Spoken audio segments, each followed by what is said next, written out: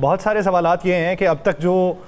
Missile داغے گئے اسرائیل کے اوپر وہ کس ساخت کے تھے, کس رینج کے تھے, کون سے میزائل تھے, لانچنگ پیڈز تو تباہ ہوئے پڑے تھے, تو یہ میزائل کہاں سے آئے,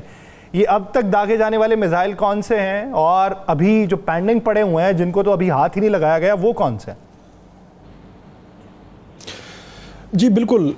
اس میں یاسر صاحب دو قسم کی جو معلومات ہے وہ بہت اہم ہے ایران اور اسرائیل کے معاملے میں, کہ ایران نے یہ کون سے میزائل داغے ہیں, اور دوسرا جو انٹرسیپٹ کرنے کا جو اسرائیل کا نظام ہے اس کے حوالے سے بہت زیادہ تعریفیں بھی کی جاتی رہی ہیں, اور اسرائیل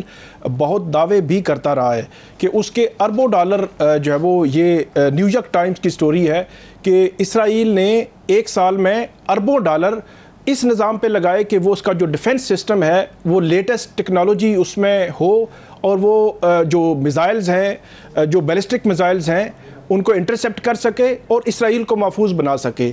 تو سب سے پہلے اگر اسرائیل کے نظام کو دیکھیں کہ 4 قسم کا اس کا ڈیفنس نظام تھا جس کو ایرانی میزائلز نے فیل کر دیا ہے, اور یہ دنیا بھر میں یہ ایک بحث کا جو ہے وہ موضوع بن چکا ہے کہ اس پورے سسٹم کو کیسے جو ہے وہ فیل کر دیا گیا ہے. اس میں ایک تو آئرن ڈوم ہم نے سنا ہے کہ جو عام ہے, ہر بندہ جانتا ہے کہ یہ جو اسرائیل میں جو ہے نظام یہ لگا ہوا تھا جو وہاں پہ مختصر فاصلے تک مار کرنے والے جو راکٹ ہیں ان کو روک کر اور ان کو تباہ کرنا اس زمین سے یا اسرائیل سے ٹچ کرنے سے پہلے, یہ وہ نظام ہے, اور خود کار یہ نظام ہے, خود جو ہے وہ سلیکٹ کرتا ہے جو راکٹ جو ہے وہ اس طرف آ رہا ہے. دوسرا جو اس میں نظام لگا ہوا تھا ان کا جو ڈیفنس سسٹم تھا ڈیوڈ سلنگ, یہ نظام یہ جو ہے تقریباً 185 مائل جو ہے اس کی رینج ہے, یہ اپنے اہداف کو, یہ بھی خودکار نظام تھا,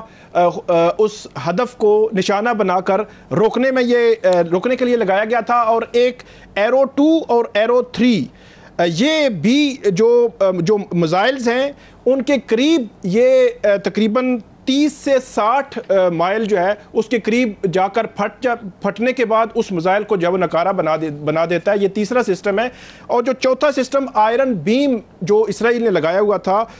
جس میں یہ کہا جاتا تھا کہ اینٹی جو بیلسٹک میزائلز ہیں یہ ان کو روکنے کے لیے خاص طور پر یہ لگایا گیا تھا. تو یہ چاروں سسٹم اس وقت جب ہم بات کر رہے ہیں تو 13-14 جون کی درمیانی رات سے آج تک ایران کی جانب سے جو اٹیک کیا گیا,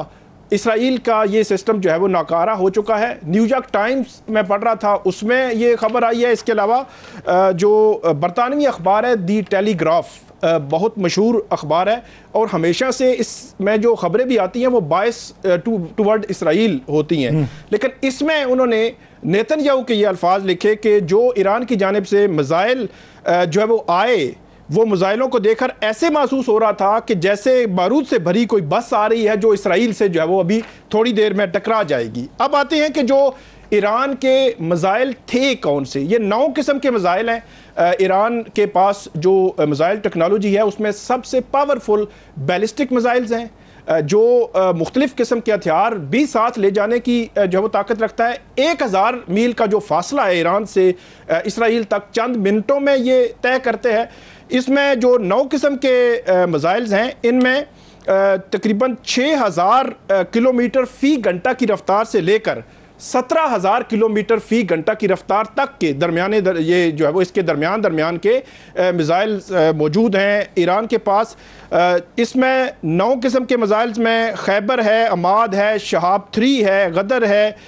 اس کے بعد فتح 2 ہے, خیبر شکن ہے, حاج قاسم ہے. اس میں سے ابھی تک کی جو اطلاعات ہیں جو ایرانی میڈیا رپورٹ کر رہا ہے یا انٹرنیشنل میڈیا رپورٹ کر رہا ہے یا اس طرف اسرائیل کی سائٹ سے جو رپورٹس آ رہی ہیں کہ جو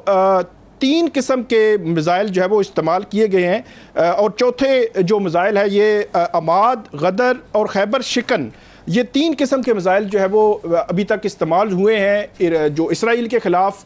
اسی لیے ایران بار بار یہ کہہ رہا ہے کہ ان کے پاس میزائلز اتنی تعداد میں موجود ہیں. ایک آخری بات اس میں ایڈ کروں کہ اس سسٹم جو اسرائیلی سسٹم تھا دفاعی ڈیفنس سسٹم تباہ کیسے ہوا.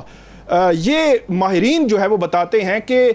جو ایران نے بہت بڑی تعداد میں جب میزائل فائر کیے جو اسرائیل پر، تو اسرائیل کا جو سسٹم تھا اس کو انگیج کیا، تو اس میں تقریباً 10 سے 20% ایسے میزائل تھے جو اس سسٹم سے آؤٹ ہوئے اور انہوں نے اسرائیل کے اندر ہٹ کیا اور اسرائیل کے اندر جو ہے وہ تباہی کی ہے۔ تو یہ سسٹم جو ہے اس میں ابھی بھی ایران ان کو استعمال کر کے اس ٹیکنالوجی سے بیانڈ جا چکا ہے اور اسرائیل کے اندر جو ہے وہ تباہی ان میزائلوں سے جاری ہے۔ ٹھیک، آگے بڑھتے ہیں اور بات کرتے ہیں پاکستانی منظرنامے کے اوپر۔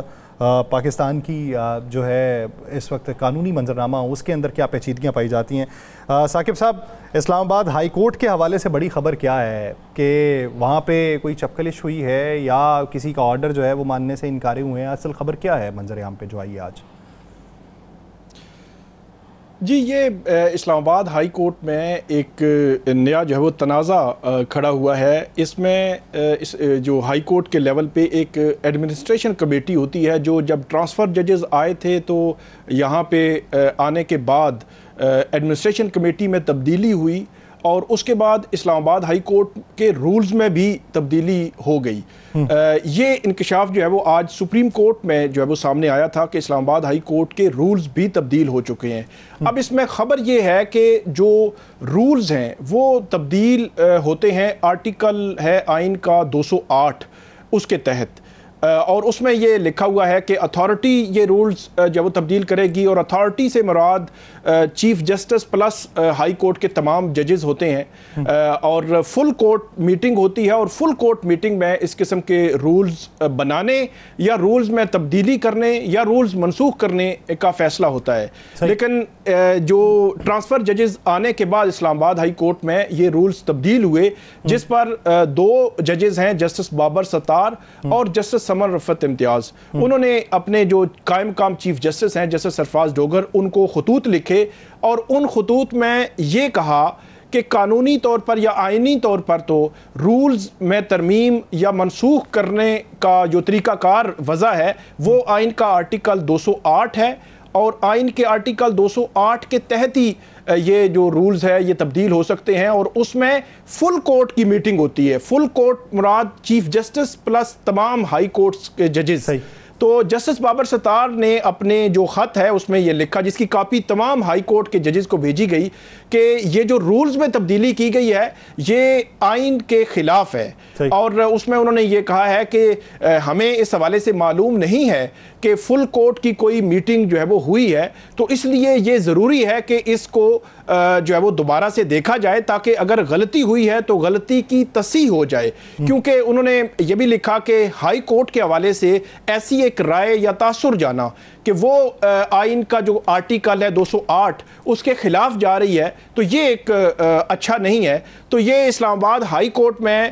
جو ججز کی ٹرانسفر کے بعد معاملہ سپریم کورٹ میں بھی ہے، 5 ججز نے سپریم کورٹ سے رجوع کر رکھا ہے 3 ہائی کورٹس کے ججز کے خلاف جو ٹرانسفر ہو کے آئے تھے، تو وہیں پہ یہ معاملہ جو ہے وہ سامنے آیا کہ ان ججز نے خطوط لکھے ہیں، اور جو کانسیکوینسز ہیں ٹرانسفر ججز کے آنے کے بعد وہ یہ ہو رہے ہیں، یہ سپریم کورٹ کے سامنے جو ہے وہ رکھے گئے ہیں۔